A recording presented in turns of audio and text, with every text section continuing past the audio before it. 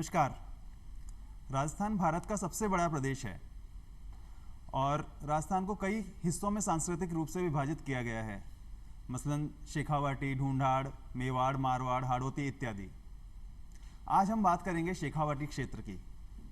जब हम किसी भूभाग की बात करते हैं तो अक्सर हम संस्कृति की बात करते हैं, इतिहास की बात करते हैं, पर विज्ञान जगत कार्यक्रम में आज हम बात करेंगे शेखावाटी क्षेत्र के विज्ञान की।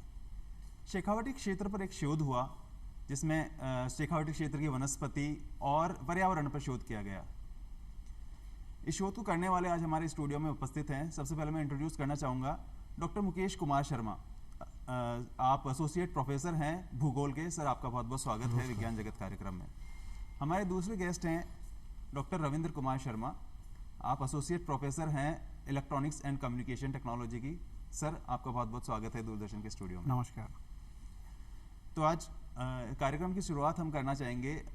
रविंद्र सर, मैं आपसे पूछना चाहूँगा कि आपका जो शोध है शेखावाटी क्षेत्र पर आपने किया है, उसका थोड़ा सा इंट्रोडक्शन हमारे दर्शकों को आप दीजिए। सबसे पहले तो मैं दूरदर्शन की पूरी टीम को साधुवाद देना चाहता हूँ। उन्होंने हमें अवसर दिया इस प्लेटफॉर्म पर हमारी बात रखने के लिए। देखिए, शोध जो होता है उसको हम रिसर्च, इंग्लिश में रिसर्च भी बोलते हैं। रिसर्च का जो हम अगर इंटरप्रेट करें तो री प्लस सर्च, रिसर्च का मतलब ये होता है कि हम किसी भी जो पहले से मौजूद है इस दुनिया के अंदर उसको दोबारा से सर्च करना, वही होता है रिसर्च। तो हमने ये जो रिसर्च पेपर बनाया है और पब्लिश किया है वह 103 पन्नों का जो रिसर्च पेपर है, इसे हमने international journal of engineering and applied sciences, जो इंटरनेशनल जर्नल है, वहाँ पे हमने इसको पब्लिश किया है दिसंबर 2021 में। यह दुनिया का सबसे बड़ा शोध पत्र भी है। इसे इंटरनेशनल बुक ऑफ रिकॉर्ड ने अपनी मान्यता प्रदान की है। इस रिसर्च पेपर में हमने जो शेखावाटी रीजन्स है उसके जो भौगोलिक स्थिति है और साथ में वहाँ पर पाई जाने वाली जो वनस्पति पौधे हैं उनके बारे में हमने शोध किया है। साथ ही कंपैरेटिवली स्टडी की है हिंदुस्तान में जो वनस्पति है, जिनमें मुख्य रूप से जो वनस्पति जो इसमें मुख्य रूप से वनस्पति जो हैं उनका कंपैरेटिवली स्टडी हमने राजस्थान की वनस्पतियों के, औषधि वनस्पतियों के साथ किया है। इस शोध पत्र के हमने और बहुत सारी चीज़ें हमने पेश की हैं, जैसे ये जो वनस्पतियां हैं जिनमें औषधि वनस्पतियां हैं, ये समाज के लिए किस तरह से उपयोगी होती हैं। देखिए, कोई भी जो रिसर्च होता है वह तभी उपयोगी होता है जब वह समाज के कुछ काम आ सके। इसलिए हमने पूरा का पूरा जो शोध पत्र है वो बेस्ड है कि समाज में हम कैसे इन वनस्पतियों का इस्तेमाल करना और इनकी उपयोगिता को बता सकें और इनका जो कंजर्वेशन है, इनका जो संरक्षण है, वो हम कैसे कर सकते हैं। ये सारा हमने इस शोध पत्र के अंदर पेश किया है। मुकेश सर, जैसे रविंद्र सर ने बताया कि आपका जो पूरा का पूरा शोध है शेखावाटी क्षेत्र पर रहा, खासकर वनस्पतियों पर रहा है, तो शेखावाटी क्षेत्र का एक ब्रीफ इंट्रोडक्शन मैं आपसे पूछना चाहूँगा। शेखावाटी क्षेत्र के बारे में थोड़ी जानकारी हमारे दर्शकों को दीजिए कि कौन कौन सा राजस्थान का कौन सा भाग वहाँ पे आता है और वहाँ की जलवायु कैसी है, कौन कौन सी वनस्पतियाँ वहाँ पाई जाती हैं। नमस्कार सर। पहले तो मैं दूरदर्शन टीम को धन्यवाद देता हूँ जिन्होंने हमें इस प्लेटफॉर्म के ऊपर मौका दिया आने के लिए।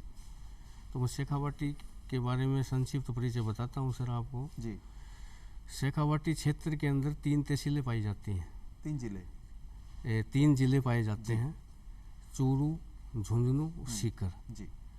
अधिकांश लोग जो है वो शेखावाटी क्षेत्र को लेकर के काम किया करते हैं, लेकिन वो चूरू जिले के जो क्षेत्र हैं उनको हटा दिया करते हैं, झुंझुनू और सीकर को ही लेकर काम करते हैं। लेकिन हमने जो काम किया है वो चूरू को लेकर भी किया है और इसका जो डिमार्केशन किया था वो प्रोफेसर आरएल सिंह ने किया था शेखावाटी क्षेत्र का। तो उनकी गाइडलाइन को ध्यान में रखते हुए हमने शेखावाटी क्षेत्र को में चूरू जिले को जोड़ा। उसकी 3 तहसीलें, चूरू जिले की केवल 3 तहसीलें ही उसमें आती हैं शेखावाटी प्रदेश में, जिसमें तारानगर, राजगढ़, चूरू इसमें शामिल हैं। ऐसे कुल मिलाकर के इसमें 15 तहसीलें शेखावाटी प्रदेश के अंदर आती हैं। और देखा जाए तो यहाँ पर क्या है, शेखावाटी क्षेत्र के अंदर जो अनेक प्रकार के आवास पाए जाते हैं जो हम अध्ययन करते हैं शेखावाटी के अंदर, तो आवासों को लेकर के हम अध्ययन करते हैं और आवास जो हैं वो पौधों के अनुरूप कौन सी वनस्पति किस आवास में पाई जाती है, किस में नहीं पाई जाती है। जैसे रॉकी एंड स्टोनी हैबिटाट, दूसरा आवास हम देखें सैंडी प्लेन हैबिटाट, तीसरा आवास हम देखें सैंड ड्यून्स हैबिटाट, चौथा देखें रिवराइन एंड एक्विटिक हैबिटाट। तो इस प्रकार से 4 प्रकार के आवास यहाँ हमारे शेखावाटी प्रदेश में पाए जाते हैं। और हमने जब इसके ऊपर शोध कार्य किया, इसमें सर्वेक्षण किया, तो सर्वेक्षण के दौरान हमने पाया सर कि 20% जो वनस्पतियां हैं औषधीय पादपों की और अलग जो वनस्पतियां हैं जो हमने इकट्ठी की सर्वेक्षण के दौरान, तो उसमें 20% वनस्पतियां समानता में पाई गई। अच्छा। क्योंकि जो सैंडी प्लेन्स हैबिटाट में पाई जाती हैं वो रॉकी एंड हैबिटाट में भी 20% वनस्पतियां वहाँ पर उपलब्ध होती हैं। मतलब हर ये जगह खासियत available है। ये खासियत है उसकी कि लगभग 20% वनस्पतियां हमें दूसरे आवास में भी मिल जाया प्राप्त हो जाती है। जी। तो हम एक्सक्लूसिव नहीं कर सकते उनको कि ये सिर्फ इसी में मिलती है। उनमें से 20% लगभग हर एक हैबिटेट में मिलेगी, अवेलेबल 20% वनस्पतियां। सर आप ज्योग्राफी के एसोसिएट प्रोफेसर हैं, ज्योग्राफी आपका सब्जेक्ट है। ज्योग्राफी को कहा जाता है कि मदर ऑफ ऑल साइंसेस, सभी प्रकार के विज्ञानों की जननी है। तो ऐसा ज्योग्राफी की क्या विशेषता है? ज्योग्राफी को मदर ऑफ ऑल साइंसेज कहा जाता है, सही बात है सर। इसलिए कहा जाता है कि आदिकाल के अंदर जो भी अध्ययन हुआ करता था वही वो अपने तरीके से अध्ययन किया करते थे। जो भी अध्ययन हुआ करता था वो केवल एक भूगोल के अंदर ही हुआ करता था। न कोई बोटनी हुआ करती थी, न कोई फिजिक्स हुआ करती थी उस जमाने के अंदर, न कोई जूलॉजी होती थी। एक ज्योग्राफी ही एक सबसे बड़ा विज्ञान हुआ करता था। लेकिन आवश्यकता को देखते हुए आज वर्तमान के अंदर इनकी भी शाखाएं अलग अलग हो गई हैं वर्तमान के अंदर। जैसे प्लांट ज्योग्राफी अपन देखें तो प्लांट ज्योग्राफी से बोटनी में तब्दील हो गई, जू ज्योग्राफी से जूलॉजी सब्जेक्ट आ गया। फिर इनका भी आगे मेरे समय में नहीं था सब्जेक्ट, वो भी आज वर्तमान में बायोटेक्नोलॉजी एक सब्जेक्ट और आ गया। बायोटेक्नोलॉजी, इन पे भी आगे अग्रिम अध्ययन करने के लिए, एडवांस अध्ययन करने के लिए, स्टडी करने के लिए बायोटेक्नोलॉजी की शुरुआत हो गई। आगे भी नैनो टेक्नोलॉजी आ रही है। ऐसे सब्जेक्ट तो देखा जाए तो ज्योग्राफी जो है वो 2 ब्रांच में बटी हुई है सर, फिजिकल ज्योग्राफी और ह्यूमन ज्योग्राफी। जो हमने जो अध्ययन किया है वो ह्यूमन ज्योग्राफी की जो ब्रांच है बायो ज्योग्राफी, ह्यूमन ज्योग्राफी की जो ब्रांच है बायो ज्योग्राफी। और बायो ज्योग्राफी में भी 2 ब्रांचेज सब डिवीजन है उसके, एक तो प्लांट ज्योग्राफी, एक एनिमल ज्योग्राफी। जो हमारा जो रिसर्च पेपर है वो प्लांट ज्योग्राफी की ब्रांच से संबंधित है। उसको भी हम कह सकते हैं कि उसकी भी एक शाखा हम बना सकते हैं, medical plant geography.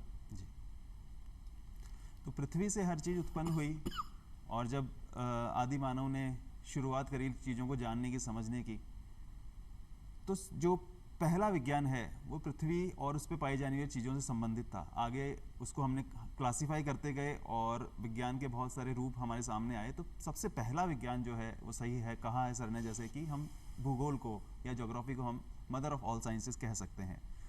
Sir Shekhawati क्षेत्र पर आपका जो शोध रहा है, कौन कौन से पादप या वन क्षेत्र जो हैं शेखावाटी क्षेत्र में पाए जाते हैं, कौन कौन किस तरह की वनस्पति पाई जाती है मुख्यतः, और लोगों के जीवन पर उसका क्या प्रभाव है? जी, देखा जाए तो शेखावाटी क्षेत्र के अंदर, पूरे ही शेखावाटी क्षेत्र के अंदर पूरा का पूरा जो शेखावाटी क्षेत्र है वो ही वन औषधि क्षेत्र है। अच्छा, पूरा का पूरा क्षेत्र ही वन औषधि क्षेत्र, वन औषधि क्षेत्र पूरे शेखावाटी क्षेत्र को ही कह सकते हैं। अच्छा।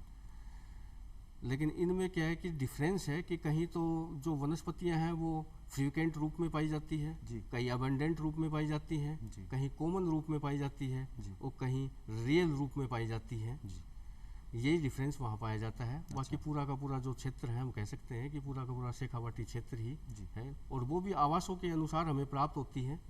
जैसे अभी पहले मैंने आपको बताया कि जो रॉकी एंड स्टोनी हैबिटाट है उस पे अलग प्रकार की वनस्पतियाँ मिलेंगी, सैंड ड्यून्स में अलग प्रकार की वनस्पतियाँ मिलेंगी। जैसे एस्पेरेगस रेसिमोसस एक वनस्पति है जिसको हम कॉमन भाषा में, आम भाषा में, लोकल भाषा में उसको हम शतावर कहते हैं। अच्छा, शतावर। उसको नार कांटा भी कहते हैं। अच्छा। सैंस मूली भी कहा जाता है उसको। अच्छा अच्छा। तो वो टिब्बों के आवास में ही पाई जाती है। अच्छा। टिब्बों के आवास में ही आपको मिलेगी, दूसरे आवासों में इसका जो डिस्ट्रीब्यूशन है वो नहीं पाया जाता है। अच्छा। तो इसी प्रकार से जैसे गूगल है, कोमीफेरा वाइटाई जी, जिसका बोटनिकल नेम है इसका, जी जी जी, गूगल। तो ये हमें और हैबिटाटों में नहीं पाई जाती है, ये केवल पर्टिकुलर पहाड़ी इलाकों में पाई जाती है। अच्छा। पहाड़ी क्षेत्र में अपने को ये पर्टिकुलर वनस्पति, ये पौधा, ये पेड़ अपने को प्राप्त होता है गूगल का। जी। तो इस प्रकार से इनका वितरण पाया जाता है। जी। पर इनका लोगों के जीवन पर क्या लोगों के प्रभाव? जीवन के ऊपर इनका बहुत प्रभाव पड़ता है सर। ये बहुत चमत्कारी जड़ी बूटियां हैं। यदि इन चमत्कारी जड़ी बूटियों के बारे में लोगों को पता हो तो इनका आसानी से ये उपलब्ध हो सकती है लोकल एरिया में, उनका उपयोग किया जा सकता है। कई प्रकार की बीमारियों में भी इसका उपयोग किया जा सकता है, घरेलू उपचार भी किए जा सकते हैं इनसे। तो जब समाज इवॉल्व होता है, हम देखते हैं हमारे गांव में अभी भी कई जगह जो साधारण रोग होते हैं उनके लिए जड़ी बूटियों का इस्तेमाल किया जाता है। जैसे कोई स्किन प्रॉब्लम हो रही है तो नीम का प्रयोग करते हैं या ग्वार पाठे का प्रयोग करते हैं। इस तरह से औषधिक पौधों का काफ़ी उपयोग ग्रामीण क्षेत्रों में अक्सर किया जाता है। तो इन औषधियों का आम जनता के जीवन पर बहुत बड़ा प्रभाव है, उनके लिए बहुत उपयोगी वस्तुएं हैं, जानवरों के लिए भी, पशु पक्षियों के लिए भी और वहाँ रहने वाले लोगों के लिए भी। सर, आपने इसका प्रभाव बताया, तो सर वहाँ पे जो खनिज संपदा है, मैंने ये सुना है कि वहाँ पे बहुत उत्खनन भी हो रहा है काफ़ी लंबे समय से। तो उत्खनन का वहाँ की वहाँ की जो वनस्पति है, वहाँ के जो पौधे हैं, उनके ऊपर उत्खनन का क्या प्रभाव है और उसके लिए क्या कार्य किए जा रहे हैं? सर वहाँ पर्टिकुलर एरिया के अंदर, जैसे किसी एरिया के अंदर खनन की परमिशन सरकार ने दे रखी है, लेकिन लोग ऐसे हैं वहाँ कि उस प्रतिबंधित क्षेत्र के अंदर भी खनन कार्य किया जा रहा है। यदि वो खनन कार्य जारी रहा तो आने वाले समय के अंदर जो है वे जो औषधीय प्लांट हैं और वनस्पतियाँ हैं ये नष्ट हो जाएंगी, वहाँ पे उपलब्ध नहीं हो सकेंगी। उसके साथ साथ वहाँ के जीव जंतु भी गायब होने लग जाएंगे। इसलिए इसके ऊपर तो प्रतिबंध लगाना चाहिए, पूरा का पूरे समाज के ऊपर प्रभाव पड़ेगा इस चीज़ का। तो जी जी जी। पर अभी कोई कार्य किया जा रहा है ऐसा कोई जिससे इसको रोका जाए, उत्खनन जो अवैध उत्खनन हो रहा है? अभी तो प्रशासन का काम है सर, इसके ऊपर तो प्रशासन ध्यान दे तो ही हो सकता है ये काम। तो आम लोगों के द्वारा ये काम नहीं किया जा सकता। जी जी जी। तो जो इलीगल माइनिंग होती है उसका गलत प्रभाव लोकल फ्लोरा और फौना पे पड़ता है। इसके लिए विशेष ध्यान देने की ज़रूरत है सरकार को भी, और लोगों को भी जागरूक होने की ज़रूरत है कि अगर ये नुकसान होता है अगर वनस्पतियों को, तो आने वाली पीढ़ियों के लिए भी एक संकट पैदा हो सकता है। सर, मैं आपसे पूछना चाहता हूँ रविंद्र सर कि जो पौधे वहाँ पाए जाते हैं उनमें से कुछ किस तरह के रोग जो हैं उनका इलाज उनसे किया जा सकता है? कोई विशेष रोगों के निर्मूलन के लिए कोई कार्य काम में आने वाले ऐसे कोई पौधे हों जिनके बारे में आप जानकारी दे सकें तो हमारे दर्शकों के लिए भी फ़ायदेमंद बात होगी। जी सर, जो 15 औषधीय पौधों का हमने इसके अंदर विवरण दिया है शोध पत्र के अंदर, जी, जैसा कि सभी जानते हैं कि वो सारे औषधीय पौधे हैं तो किसी न किसी बीमारी के इलाज में आवश्यक हैं और उनसे किसी न किसी रोग का उपचार हो ही रहा है। जी। कुछ आपको मैं ऐसे पौधे बताता हूँ जो कि हमारी आम जनता उनको समझ सकेगी और उनसे अपना फ़ायदा उनको मिलेगा। जी। जैसे एक कॉमन पेड़ है जो कि सभी जगह पाया जाता है, जैसे नीम। जी। तो नीम जो है वो जो पेड़ है उसकी इतनी उपयोगिता है कि हम जो है उसको यूज करके बहुत सारी बीमारियों से निजात पा सकते हैं। जी। जैसे चर्म रोग है तो चर्म रोग के अंदर नीम के पत्तों का इस्तेमाल किया जा सकता है। जी। चर्म रोग जो है नीम के पत्तों से आसानी से दूर हो सकता है। आजकल तो बहुत सारी कंपनीज जो हैं नीम को यूज करके टूथपेस्ट बना रही हैं या साबुन बना रही है, कॉस्मेटिक आइटम बहुत सारे बना रही हैं। ऐसे ही एलोवेरा जो है सौंदर्य जो है साधनों को के लिए यूज़ किया जा रहा है। इसके अलावा बहुत सारे ऐसे और भी पौधे हैं, अड़ूसा है, अश्वगंधा है। जैसे अश्वगंधा की हम बात करें तो जो शरीर की कमजोरी है उनको दूर करने के लिए अश्वगंधा का यूज किया जा रहा है। तो शारीरिक कमजोरी को दूर करने के लिए बहुत सारे और भी औषधीय पौधे हैं। कुल मिला के जो भी औषधीय हैं उनको हम यूज करके और जो है हम क्वाथ बना सकते हैं, जी। जो श्वसन क्रिया जो है हमारी उससे ठीक रह सकती है। बहुत सारी और भी असाध्य रोग हैं। अभी एक रिसेंट एग्जांपल मैं दूं कि कोविड काल के अंदर जी। जो माइल्ड कोविड हुआ है, जी। तो उसके अंदर रोग प्रतिरोधक क्षमता बढ़ाने के लिए बहुत सारे पौधों का इस्तेमाल किया गया और उनको जो है आपस में मिला के चूर्ण बना के उनका इस्तेमाल किया गया, जिससे शरीर की रोग प्रतिरोधक क्षमता बढ़ती है और साथ में जो है माइल्ड अगर कोविड है तो उसको आसानी से हम उससे निजात पा सकते हैं। जी।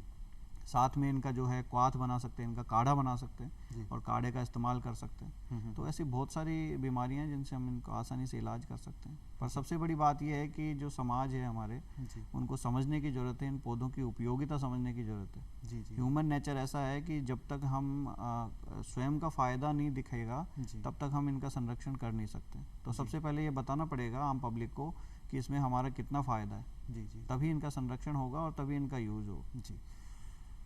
तो बहुत उपयोगी हैं औषधियाँ और वन क्षेत्र हमारे लिए। लेकिन सर, आपने बताया उनके संरक्षण की बात। संरक्षण की जब हम बात कर रहे हैं तो क्या तरीके हो सकते हैं कि हम इन औषधीय वन क्षेत्रों को संरक्षित कर सकें? क्या खेती एक तरीका है इनको संरक्षित करने का, या और भी कोई तरीके हो सकते हैं जिससे आम जनता या सरकार भी आगे बढ़ के इनको संरक्षित करने के प्रयास कर सकती है? देखिए, मेरा मानना है कि सरकार तो अपने लेवल पे प्रयास कर ही रही है जी, परंतु मुख्य जो भागीदारिता होती है वह समाज की होती है जी। केवल सरकार के प्रयास करने से ही हम इनको संरक्षित नहीं कर सकते, क्योंकि सरकार तो हम ही लोग हैं। हाँ, समाज के लोग ही सरकार बनाते हैं। जी। तो सबसे पहले जो है समाज को जागरूक करना पड़ेगा इस फील्ड में। जी। और जैसा कि अभी थोड़ी देर पहले मैंने बताया है कि लोगों को अभी इनके फ़ायदे ही नहीं पता हैं, और जब तक इनके फ़ायदे नहीं पता होंगे इनको संरक्षण की बात तो बहुत दूर की आती है। जी। तो कुछ ऐसी बातें हैं जो कि सरकार कर सकती हैं, जैसे लोकल लेवल पे और डिस्ट्रिक्ट लेवल पे प्रशिक्षण केंद्र खोलने चाहिए, जिससे क्या है कि इन औषधीय पौधों के बारे में उनको बताना चाहिए। साथ में हम ये मान सकते हैं कि स्कूल लेवल पे और कॉलेज लेवल पे कुछ क्रैश कोर्स और या शॉर्ट टर्म कोर्स जो है वो स्टार्ट करने चाहिए, जिससे कि इनके संरक्षण को जो है बढ़ावा दिया जा सके। किसान भाइयों को भी जो है इनके बारे में समझाना चाहिए, जिससे इनकी खेती की जा सके। और इससे केवल औषधीय पौधों से केवल बीमारियां ही दूर नहीं होती हैं, साथ में जो है वाणिज्य और व्यापार में भी बहुत फ़ायदा होता है। किसान जो लोग हैं वो इससे अच्छा व्यापार कर सकते हैं। जैसे एक छोटा सा एग्जांपल दे दूं कि जैसे एलोवेरा है, तो एलोवेरा आजकल बहुत ज़्यादा यूज में हो रहा है, तो इनकी खेती की जा सकती है और अच्छा पैसा भी कमाया जा सकता है किसान भाइयों के लिए। तो ओवरऑल कहने का मतलब ये है कि सरकार के साथ में समाज के लोगों को भी समझना पड़ेगा और सरकार को छोटे छोटे प्रयास करने पड़ेंगे और समाज को भी उसमें भागीदारिता निभानी पड़ेगी, तभी ये सारा काम संभव हो पाएगा। जी। मुकेश सर, आपकी जानकारी में जब आपने शोध किया तो क्या कुछ ऐसे पौधे पाए गए जिनको खेती भी किसान कर रहे हैं, जो बेसिकली औषधि के रूप में प्रयोग होते हैं और इसका खेती भी कमर्शियल लेवल पे की जा रही है? क्या ऐसा कुछ उदाहरण आप दे सकते हैं? जैसे ग्वारवट है सर, एलोवेरा है जी, इसकी खेती आसानी से हो रही है वहाँ। अच्छा। और उसका फ़ायदा भी लोग ले रहे हैं। जी। उससे उनको लोगों को इनकम भी हो रही है जी, तो व्यापार भी बढ़ रहा है। जी। सर, शेखावटी क्षेत्र में जब हम जाते हैं तो खेजड़ी हमें बहुत आयत में देखने को मिलती है। Yes sir. नीम और खेजड़ी अक्सर जो है बहुत कॉमनली जो हम ट्रेस आउट कर सकते हैं। अच्छा, ये नीम और खेजड़ी ये दिखाई देते हैं खेतों में लगे हुए, खेतों की मेड़ पे लगे हुए। खेजड़ी का जो है उपयोग वहाँ के आम जीवन में किस तरह से वहाँ के आम जीवन को प्रभावित करता है? कितना महत्वपूर्ण है खेजड़ी का वृक्ष वहाँ के लिए? सबसे पहले तो सर मैं बताऊँगा कि खेजड़ी जो है जी, उसकी पूजा की जाती है जी, ये पूजनीय पेड़ है जी। दूसरी बात, ये एडिबल भी है जी। तीसरी बात, ये कॉमर्शियल भी है जी। और चौथी, फोडर भी है जी। तो इसको हम ये कह सकते हैं कि ये मल्टीपर्पज मेडिसिन प्लांट है, मल्टीपर्पज इसको नाम दे सकते हैं हम जी। तो जिसका उपयोग, जैसे इसकी पत्तियां होती हैं तो उसको हम आम भाषा में लूंग बोलते हैं जी, लूंग जी। तो चारे के रूप में, फोडर रूप में जानवरों को खिलाया जाता है जी। इसकी जो फलियां लगती हैं जी, वो बहुत कीमती होती हैं जी। कम से कम देखा जाए तो 500 रुपये पर केजी की लागत होगी उनकी जी। तो सब्जी के रूप में भी इनको खाया अच्छी जाता है। अच्छी तरह के उपयोग लिया जाता है इनका। जी जी जी तो खेजड़ी का पेड़ बहुत ही महत्वपूर्ण है जी। और आसानी से उपलब्ध भी हो जाता है, जी शेखावाटी क्षेत्र के अंदर खूब है। जी जी। और तो किस तरह से सिर्फ एक वनस्पति कितना महत्वपूर्ण योगदान देती है एक समाज में, एक पर्यावरण में। खेजड़ी को हम देखें तो वो एक मनुष्य के लिए भी उपयोगी है, पशुओं के लिए भी उपयोगी है, पक्षियों के लिए भी उपयोगी है, ज़मीन को भी जो है फर्टाइल रखने के लिए उसका बहुत बड़ा योगदान है। तो इस तरह के वृक्षों का संरक्षण अगर नहीं किया गया तो आने वाले समय में जलवायु को बहुत बड़ा नुकसान पहुंच सकता है और आर्थिक नुकसान भी किसानों को बहुत उठाना पड़ सकता है। सर, मैं आपसे पूछना चाहूँगा कि आपका जो शोध है उसमें अगर हम पूछें कि सबसे महत्वपूर्ण योगदान जो आप लोगों का रहा, वो आप संक्षेप में किस तरह से बताएंगे? सबसे पहले तो मैं जो डॉक्टर मुकेश सर ने बात कही कि खेजड़ी का जो पेड़ है जी वह पूजनीय है, तो उस विषय में मैं आपको थोड़ी सी बात बताना चाहता हूँ। जी। जो भी प्रकृति ने हमें दिया है वह सब चीज़ें ही हमारे लिए पूजनीय होती हैं। हाँ जी। जैसे उदाहरण के तौर पे जैसे गंगा नदी है जी, क्योंकि गंगा नदी के किनारे पे जो लोग बसे हुए हैं उनको पानी की आपूर्ति हो रही है, खेती वो कर पा रहे हैं। तो खेजड़ी का पेड़ जो है और सभी जो वनस्पति औषधीय पेड़ हैं सभी हमारे लिए पूजनीय है, पर क्योंकि खेजड़ी जो है गाँव में आसानी से अवेलेबल होता है जी और बहुत उपयोगी भी होता है, ना केवल इंसानों के लिए जानवरों के लिए भी उपयोगी होता है, इसलिए उसकी महत्ता जो है वो कुछ अधिक है। साथ में जैसा कि आपने अभी पूछा कि जो हमारा रिसर्च है जी वो किस तरह से उपयोगी है जी और पहले तो मैं ये बताना चाहूँगा कि हमने जो शेखावाटी जो रीजन है जी उस पर जो रिसर्च किया है जी उसको ना केवल भारत में बल्कि भारत के बाहर भी हमने ऐसे बहुत सारे शोध पत्र प्रस्तुत किए हैं, जी जिससे क्या है कि हमारे राजस्थान जो है उसको एक नई पहचान मिली है, शेखावाटी रीजन को एक नई पहचान मिली है। जी। साथ में जो बाहर के जो लोग हैं उनको ये समझ में आ गया है कि जो प्रकृति ने हमें बहुत सारी चीज़ें दी हैं जी उनको हम कैसे उपयोग में कर सकते हैं। और राजस्थान में जो शेखावाटी क्षेत्र है वहाँ पर जो प्रकृति ने जो दिया है एक अनमोल रत्न हमें दिया है, बस हमें उनको पहचानने की ज़रूरत है। जी जब समाज उनको पहचान जाएगा, देखिए एक छोटी सी बात कहना चाहता हूँ, जी। हमारे पास तो हीरा है सही है। पर उसको पहचानने की ज़रूरत है। जब तक हम उसे पहचानेंगे नहीं हमारे लिए तो वो कोयले के समान है। जी जी जी। तो हमें उसे पहचानने की ज़रूरत है। हमने जो है इसमें कंपैरेटिवली स्टडी भी की है भारत के साथ। जी पूरे भारत के अंदर जितने भी औषधीय पौधे हैं उनका लगभग 23% जो है वो शेखावाटी रीजन में जी। और ऐसे ऐसे पौधे हैं जो हम कल्पना भी नहीं कर सकते हैं। जी बाहर के जो राज्य हैं उनके बहुत सारे लोगों को ये भ्रम रहता है कि राजस्थान तो एक मरुस्थलीय एरिया है, जी वहाँ पर ऐसे पौधे मिलना असंभव है या नहीं मिल पाते होंगे। एक छोटा सा वाक़या मुझे याद है, मेरे कुछ दोस्त जो हैं वो राजस्थान स्टेट से बाहर रहते हैं। एक बार मुझे उनके घर पे जाने का अवसर मिला जी।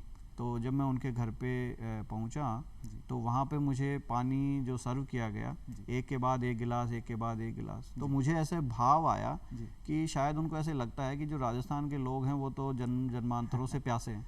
जी। तो ऐसा बिल्कुल नहीं है, ये जो भ्रम है इसे दूर किया जाना चाहिए। राजस्थान एक ऐसा क्षेत्र है जहाँ पर रेत भी है, रेतीला एरिया भी है, समतल एरिया भी है और कुछ प्रतिशत में यहाँ पर पानी और बरसाती नदियाँ भी हैं। जी जी। तो जो 15 औषधीय पौधे हैं उनकी बहुत ही अधिक महत्वता है। और जैसा कि अभी थोड़ी देर पहले मैंने बताया और डॉक्टर साहब ने भी बताया कि अलग अलग असाध्य रोगों में और बीमारियों में इनका इलाज किया जाना चाहिए और जो समझ रहे हैं इन चीज़ों को वो इनका इलाज करते भी हैं। जी जी जी। तो सर बहुत महत्वपूर्ण है आपका जो शोध है। राजस्थान के जो महत्वपूर्ण वनस्पतियां हैं उनको आपने दुनिया के सामने आप लेके आए हैं। मुझे उम्मीद है कि इसका संरक्षण तो होगा ही, जानकारी बढ़ेगी, लोगों को जागरूकता बढ़ेगी, साथ ही साथ कमर्शियली वायबल भी हम बना सकेंगे इन औषधियों को। इनकी खेती करके हमारे किसानों को भी फ़ायदा हो और पर्यावरण भी बचे। इसके ऊपर आपका शोध जो है इसका इस क्षेत्र में एक महत्वपूर्ण भूमिका निभाएगा आने वाले समय में, ये मुझे विश्वास है। सर, आप लोग आए दूरदर्शन के स्टूडियो में और इतना अच्छी जानकारी हमारे दर्शकों के साथ साझा करिए, आप लोगों का बहुत बहुत धन्यवाद। धन्यवाद।